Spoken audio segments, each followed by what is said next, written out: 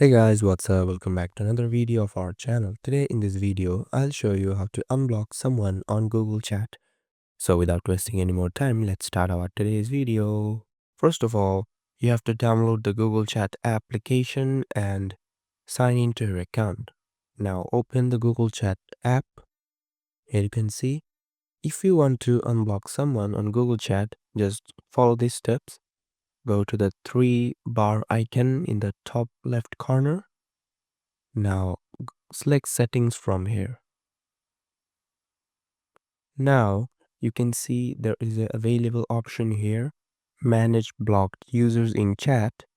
Just select it, and now you can see the blocked users list, and you can see I'm already blocked someone in Google Chat. If you want to unblock it, just press the cross icon in the right of the email address of the blocked user and the ID will be unblocked. So that's it guys, hope you liked this video. If you found this video helpful, don't forget to hit the like button and subscribe to our channel. Till then, bye bye.